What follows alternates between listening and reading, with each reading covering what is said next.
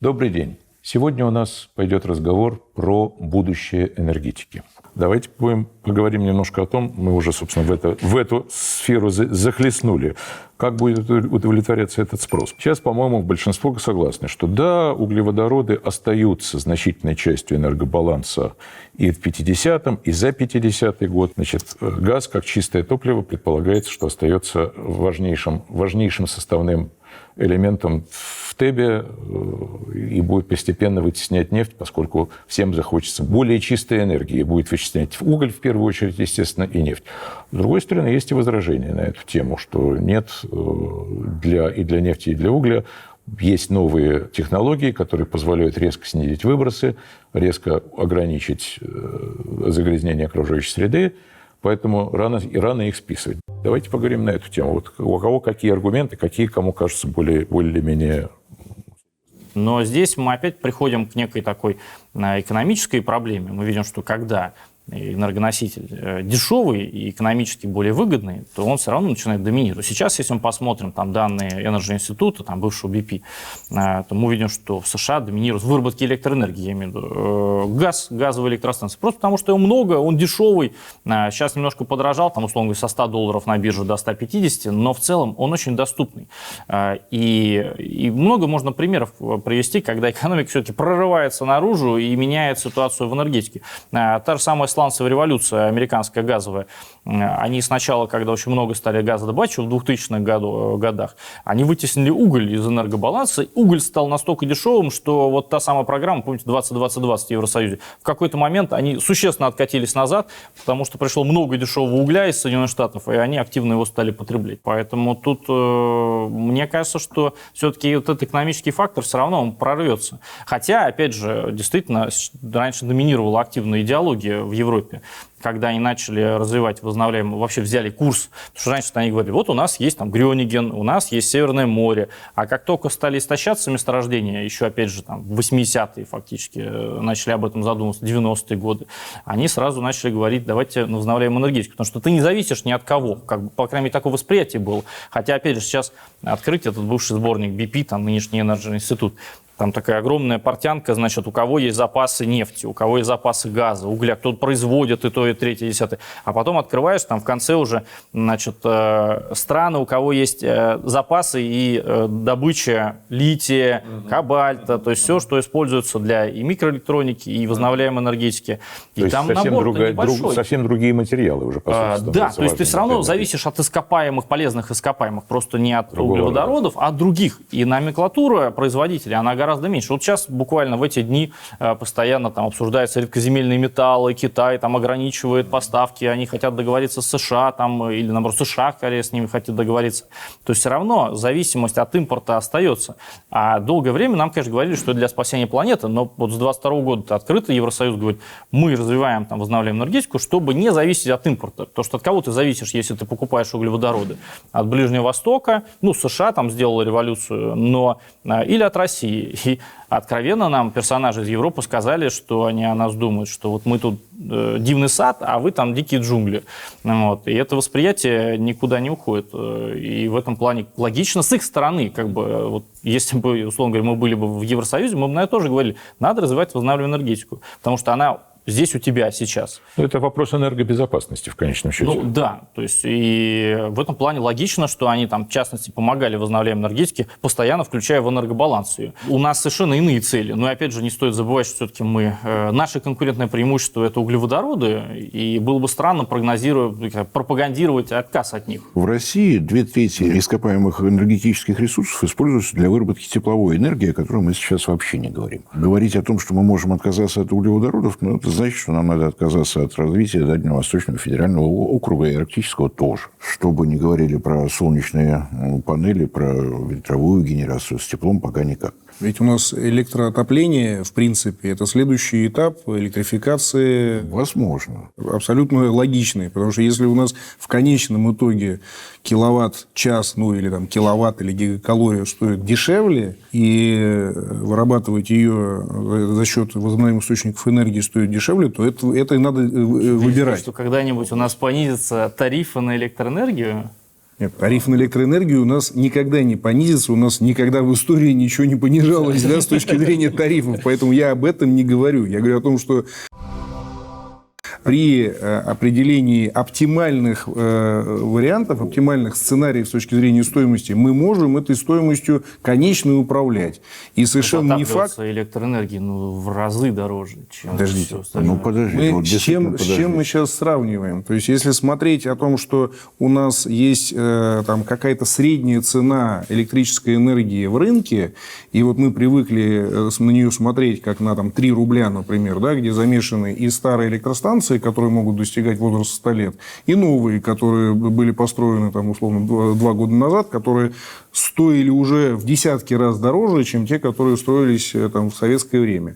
И сейчас, если смотреть новое строительство, вот взять какой-нибудь отдельно взятый населенный пункт, да, его развивать и смотреть, а что там дешевле делать? Построить новую электростанцию, там, какую-нибудь тепловую, или, предположим, да, сделать какой-то комплекс энергетический из технологий энергоперехода. Я сейчас говорю не только про ветер, солнце. Это и низкопотенциальное тепло, тепловые насосы, и, там, я не знаю, там, и гелиоколлекторы, там, и все что угодно. И могут быть, естественно, и углеводороды. Здесь никто не говорит. У нас ни в одном сценарии в российском энергобалансе нету 100% перехода или даже 30% перехода. У нас там 10% в энергобалансе, не в энергобалансе, а в балансе потребления электрической энергии к 50 году. Это там один из супероптимистичных сценариев ускоренного технологического развития.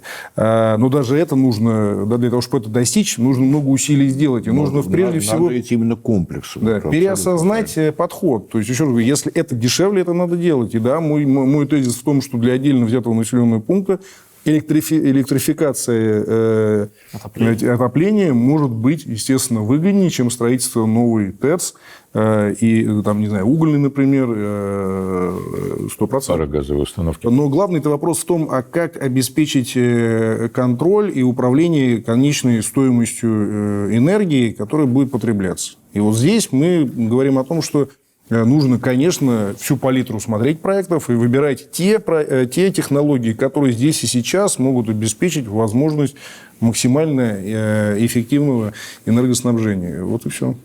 В электроэнергетике есть такие неизыблемые понятия: надежность, обеспеченность и безопасность.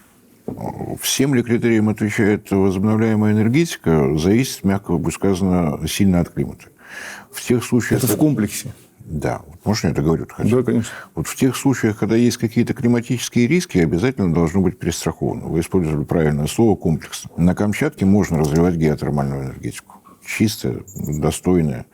Но это не получится где-нибудь там в районе Норильска или Якутска. Ну, нет их там. В любом случае, надо смотреть всегда комплексно. Пытаться заранее спрогнозировать, что у нас будет вот так. И когда коллега говорит, что Россия находится на планете Земля, он, конечно, прав. Но когда мы пытаемся натянуть сценарий государства Швейцария на Россию, у нас не очень получается. У нас Россия немножко больше. Кроме России, в качестве производственного фактора в электроэнергетике 8 часовых поясов нет больше нигде. Я не про красной патриотизм, а про географию, про планету Земля. Поэтому говорить, что выгоднее, выгоднее то, что позволяет расти экономике. Это совершенно очевидно. Давайте вернемся к новым технологиям. В качестве примера решили рассматривать Китай. Там действительно пучок новых технологий, о которых надо много думать. Почему у них такой взрывной темп строительства возобновляемой энергетики? Потому что одновременно с этим самое большое количество строящихся гидроаккумулирующих электростанций – это тоже Китай. Они это делают. Почему они это делают? Потому что они ту технологию, которую у нас начали развивать в 70-е годы, бросили. Постоянный ток высокого напряжения. Он позволяет перебрасывать огромные объемы электроэнергии на огромные расстояния с минимальными потерями. Если мы эту технологию вернем, ВИИ заиграют совершенно другими красками. Потому что там, где у нас, где у нас самая выгодная ветрогенерация? Конечно, в Арктике. Оттуда не забрать, потому что мы не знаем, как перебросить такое количество электроэнергии. Новые технологии нужны. Нужны новые, может быть, не литий-ионные аккумуляторы пойдут. Может быть, сейчас много других предложений. Натриево-фосфорные, натриевые, железные. Может быть, где-то здесь будет найдено. Потому что вот деградация, о которой вы говорили, она может быть на других химических соединениях совершенно другой. Но мы много говорим сегодня о ВИИ, но забываем о гидроэнергетике. Не знаю, по каким причинам. Это тоже ВИИ. Это тоже ВИА. Но мы про него не говорим. Вы говорите про солнце и про ветер. Просто сейчас строительство ГЭС дороже сильно и дольше. Вот и все. Строительство ГЭС дороже, но срок службы гидроэлектростанции никому не известен. Самое честное поведение в Швейцарии. Они каждые 10 лет в графу, сколько времени работает ГЭС, дописывают 10 лет. Сейчас дошли до 110. Неизвестно, остановится или нет. Они честные люди. Еще 10 лет проработают, напишут 120. То есть вот со сроком жизни солнечных ветряных электростанций не сравнить. Если со сроком жизни угольных электростанций, каких угодно, это гидроэнергетика. Гидропотенциал в России использован на 20%. Если мы говорим о Дальнем Востоке, там гидропотенциал использован на 7%. Ну, это катастрофически мало. Китай выигрывает за счет ГЭС, за счет ГАЭС и за счет того самого тока высокого напряжения постоянного. Эти технологии нужны всем. Сейчас они идут в Китай. Они нужны нам, они нужны нашим южным соседям, в частности, Казахстан, у которого посреди страны полоса пустынь в 1500 километров. Через это надо уметь перебрасывать. Мы пойдем в эти технологии, ВИА будут играть совершенно иначе. Мы пойдем в эти технологии, мы будем о чем-то думать. Сейчас думать очень сложно, потому что, когда мы говорим о тепловой генерации в России, у нас неизвестно количество котельных, сколько их в стране. Почему? Потому что нет статистики. Ну, как в схемах теплоснабжения, как минимум, есть и в Минэнерго. В Минэнерго есть та статистика, которая касается объектов, которые когенерируют, одновременно вырабатывают электричество и тепло. Если только тепло, это не Минэнерго, это Министерство строительства и ЖКХ. Не, ну, как минимум, в схемах теплоснабжения есть все котельные? Казалось бы. По данным Минэнерго, около 48 тысяч котельных. Там нет данных Министерства обороны, Министерство медицины, здравоохранения, простите, Министерство образования, Министерство спорта, которые имеют свои объекты, индивидуально стоящие, и где-то там что-то жгущее. Непонятно ничего, но там тепло. Данных не получить. Давайте все-таки вернемся к тому, о чем мы начали говорить, и ушли очень далеко в сторону. Чем будет спрос удовлетворяться? Примерные, без цифр, просто примерно. Кто будет впереди, кто будет позади, по одной минуте буквально. Углеводороды, новые источники, атомная энергия. Дополнительный спрос все-таки будет в основном покрываться новыми технологиями энергоперехода, теми самыми возобновляемыми источниками энергии, по крайней мере, на основе статистики. Мы видим, что 90 с лишним процентов, уже там 92-93% от новых инвестиций, соответственно, новых вводов ежегодно, это возобновляемая энергетика. Темпы прироста ежегодных вводов, они тоже поражают. В прошлом году плюс 24%, в этом году только за полгода уже прошли больше, чем 50% прошлогодних вводов, то есть там ожидаем еще плюс-минус там также на 20% прирост. Поэтому движение в сторону 1000 гигаватт ежегодно, оно будет активно продолжаться. И мое мнение, что дополнительный прирост потребления точно будет покрываться возобновляемыми источниками энергии просто в силу того, что они быстрее реагируют. Что с газом? Газ, я считаю, что останется как раз на горизонте до 50 года точно значимым ресурсом, опять-таки, при его наличии. Потому что мы уже сейчас начинаем обсуждать даже в России, которая, казалось бы, богата газом, при анализе возможности строительства тепловых электростанций начинаем обсуждать проблематику отсутствия газа в газотранспортной энергосистеме. Его нет. Поэтому здесь тоже это не надо забывать. Мы вроде там богатая углеводородными странами, даже мы сталкиваемся с этой проблематикой. Уголь уходит или не уходит? Я думаю, что на долгосрочном горизонте точно совершенно это первый кандидат на выход, по крайней мере, темпы сокращения доли угля в энергобалансе мировом точно будут снижаться быстрее. Уйдет ли полностью или нет, это зависит, опять-таки, от тех технологий, которые будут появляться. Хорошо. Игорь, ваши прогнозы на эту тему? Я с чего начал, то, в общем-то, и скажу, что я думаю, что довольно широкая номенклатура будет энергобаланса. То есть, как раз-таки мы придем к тому, что и ВИА займет какую-то долю, и атом будет развиваться. То есть, здесь, скорее, инвестиционные циклы в определенные периоды будут. Вот, например, Китай, он большие вводы мощностей, в общем-то, угольные генерации делал последние лет 10. Потому что он старые станции менял во многом на новые, развивал их.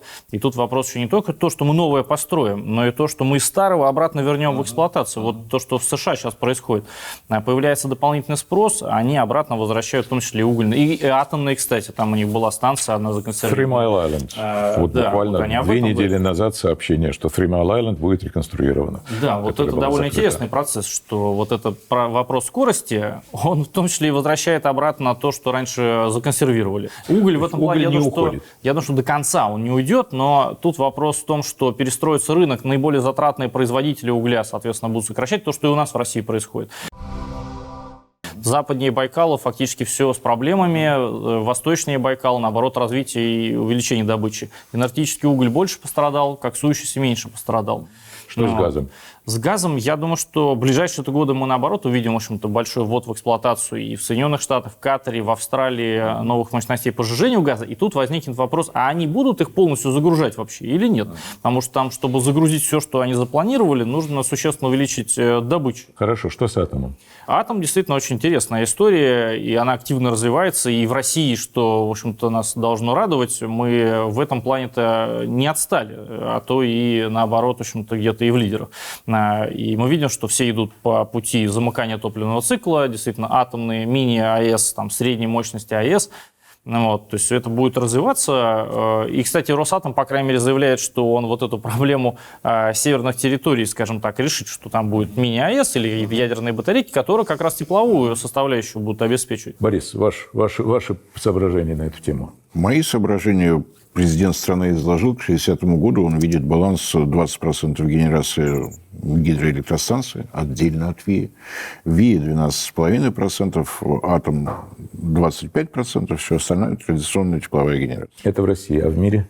В мире я не очень понимаю, почему постоянно предлагается определить среднюю температуру по больнице. В каждой стране будет свое решение. Европа идет по своему пути. Юго-Восточная Азия на день сегодняшний получено разрешение на строительство 384 гигаватт новых угольных мощностей. Говорить о том, что уголь уйдет, не получится. То есть уголь остается. Уголь остается, но он будет оставаться таким, каким его предложила Коммунистическая партия Китайской Народной Республики. Нагрузка на окружающую среду от угольной электростанции не имеет права превышать такую же нагрузку от газовой генерации такой же мощности. Вот к этим технологиям придется прийти. Никуда от этого не денешься. Понятно. Что с газом? Газ останется в балансе, разумеется. Сжиженный или трубопроводный? Очевидно, что сжиженный. Сжиженный. Хорошо. Что с атомной энергетикой? Атомная энергетика будет развиваться в развивающихся странах. В развитых странах будут идти разговоры о развитии атомной генерации. У них нет технологий. Атомная платформа БРИКС создана. В БРИКС будет развиваться атомная энергетика. В остальных странах будут об этом говорить. Понятно. Хорошо. Большое спасибо всем, кто участвовал. Спасибо. Спасибо, коллеги.